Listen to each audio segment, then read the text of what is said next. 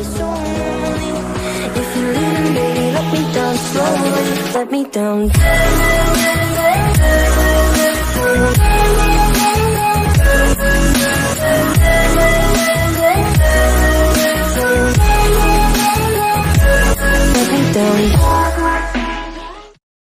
Menariknya kembali. Hal semacam ini tidak dapat dilakukan oleh orang lain. Prajurit rata-rata bahkan surga terbuka tingkat 9 akan melewati gerbang domain saat dia masuk dan tiba-tiba di sisi berlawanan dari gerbang domain. Hanya mereka yang mahir dalam hukum ruang yang dapat secara aktif mengganggu proses perjalanan ini dan kemudian mengambil inisiatif untuk mundur. Jadi ketika serangan sekelompok pembangkit tenaga klan tinta mencapai, Yangke tidak terlihat serangan itu jatuh ke gerbang domain dan melakukan perjalanan ke domain utara. Hanya melalui lipat dan teleportasi ruang di dalam gerbang domain yang awalnya karena serangan Yangke menjadi lemah dan lemah.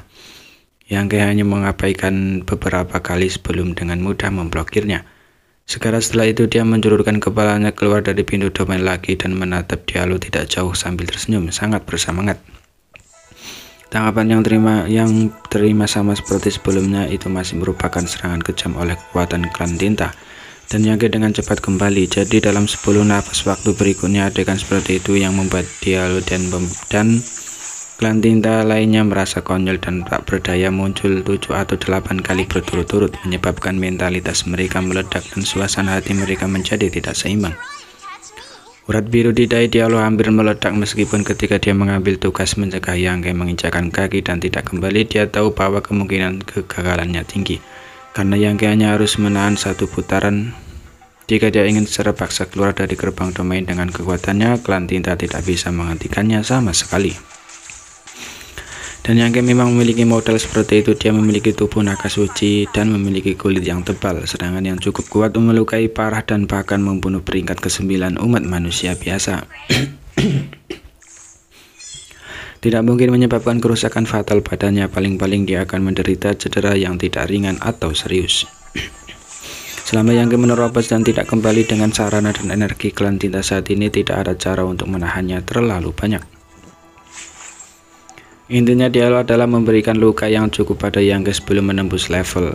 Jika demikian, maka dia hampir tidak bisa membuat penjelasan dengan Monaye. Sebagai sisi pertahanan tidak sulit untuk melakukan ini, tapi dia tidak pernah menyangka bahwa Yangke benar-benar bisa membuat kehidupan bunga yang tak tahu malu. Setiap kali dia menunjukkan kepalanya, orang-orang kuat di pihak klan tinta berusaha sekuat tenaga untuk menyerangnya, karena jika dia tidak melakukan ini, tidak ada yang bisa mengatakan apakah dia benar-benar akan melompat keluar seperti ini.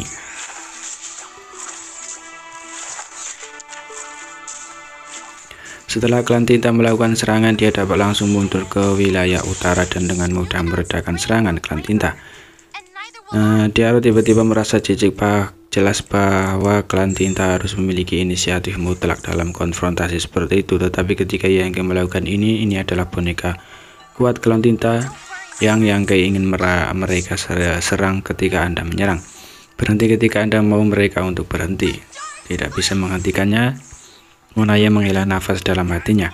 Meskipun dia dan Raja Besudololot dapat menggunakan metode ini untuk menekan Yangke terus-menerus ketika tidak dapat melakukan apapun tanpa batas, setiap kali mereka menembak mereka kelelahan. Faktanya mereka membiarkan mereka melakukan semua tembakan hanya beberapa kali.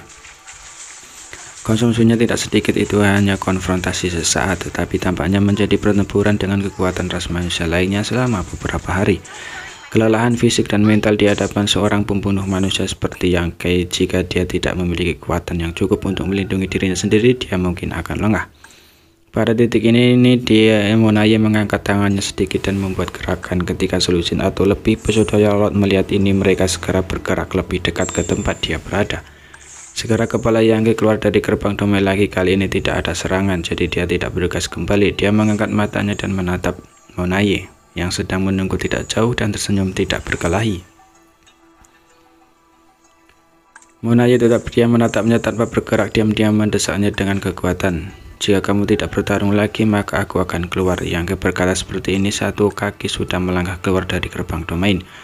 Aku benar-benar keluar, Yangke berkata lagi, seolah dia sedang memainkan permainan yang menarik. Dengan ekspresi menggoda di wajahnya, Monaye masih tidak bergerak dan para Besudololot terdiam. Oke, Yangke tidak membuang waktu lagi, dia berjalan keluar dari pintu domain dan kemudian mengambil nafas dalam-dalam. Itu jelas dalam kehampaan dan tidak ada yang bernafas ke dalam tubuhnya, tetapi dia mengungkapkan sesuatu. Ekspresi mabuk di wajahnya sepertinya telah datang dari negeri ajaib yang membuatnya memikirkannya. Bunuh, dia Monaye benar-benar tidak tahan lagi. Mengetahui bahwa ini bukan waktu terbaik untuk mengambil tindakan, dia harus bergegas ke Yangke terlebih dahulu, dan lebih dari selusin pesuto Yolot mengikutinya. Serangkaian teknik rahasia yang kuat dan menutup tempat Yangke langsung menenggelamkan sosoknya, merobek sosok itu berkeping-keping.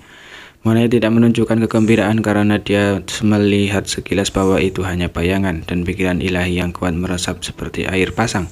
Terus-menerus berosilasi energinya sendiri, menguji jejak Yangke yang tidak menentu, dan memimpin lebih dari selusin pesuto Yolot dikejar dan mencegat Yangke. Aura Raja Palsu Aula Pesuto Yolot juga menguji sosok Yangke, terus-menerus bergetar untuk mencegahnya. Tiba-tiba mendesak kekuatan magis ruang angkasa untuk melarikan diri. Semuanya di sini dilihat oleh Monaye, menunggu sebentar dan sedikit santai. Tidak ada gunanya membiarkan Moayu bertanggung jawab untuk berurusan dengan Yangke. Jadi dia tidak memperhatikan sesuatu yang tidak biasa. Selain itu, dia tidak menyangka akan disergap di tempat seperti itu, dan aura penyergap itu persis sama dengan takabut, kamuflase yang sempurna. Tidak sampai pihak lain bergegas, Yangke tiba-tiba menyadari kecepatan menyergap sangat cepat, dan dalam sekejap mata ia telah tiba di depan Yangke. Ketika Yangke melihat sosok wajah itu, dia tidak bisa menahan ekspresi terkejut. Orang yang bergegas ke arahnya adalah anggota ras batu kecil, sedikit lebih besar dari ras manusia biasa. Pada pandangan pertama, sepertinya seseorang mengenakan satu set baju besi batu. Apa-apaan ras batu kecil ini? Sepanjang jalan Yangke telah melihat ratusan juta anggota ras batu kecil, tapi tidak satu pun dari mereka yang memperhatikannya. Sekarang dia ada di sini, dan di depannya ini tiba-tiba muncul Yangke tidak tahu di mana dia menyinggungnya. Sedangkan pihak lain tampaknya cukup sederhana. Bagaimanapun ini adalah ras dengan kecerdasan rendah. Jadi setelah dia tiba di depannya, ia mengirimkan pukulan. Yangke dengan santai mengangkat tangannya dan untuk memblokir.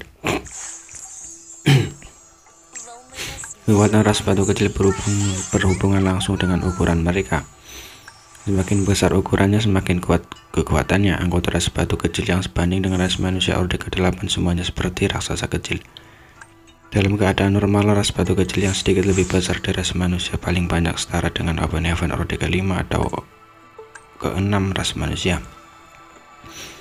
Dengan kultivasi Yangke saat ini, dia dapat dengan mudah memblokirnya. Namun pada saat berikutnya, Yangke menyadari bahwa dia salah. Setelah pukulan ini, tubuh Yangke benar-benar terhuyung-huyung. Dan telapak tangan dipukulnya masih merasa sakit yang samar. Jika Yangke tidak menyadari apa sesuatu yang salah dan meningkatkan kekuatannya, dia tidak akan dikirim terbang oleh pukulan ini. Tanpa menunggu dia untuk mengetahui apa yang terjadi, anggota ras batu kecil mengirimkan pukulan lain dengan kecepatan yang luar biasa cepat. Apa-apaan, Yangke benar-benar terkejut, memblokir serangan Small Stone Rage sambil terus melawan. Sesaat kemudian, kejutan di hati Yangke tak terlukiskan. Ras batu kecil yang aneh di depannya ini benar-benar berbeda dari ras batu kecil yang dia kenal. Hanya dari kekuatan dan kecepatan tinjunya, ras batu kecil yang tidak kalah dengan Master Open Heaven Orde ke-9 ras manusia biasa. Apakah ini masih ras batu kecil? Meskipun Yangke tidak tahu mengapa ras batu kecil di depannya ini telah mengalami perubahan yang aneh, dia yakin bahwa ras batu kecil ini bukan yang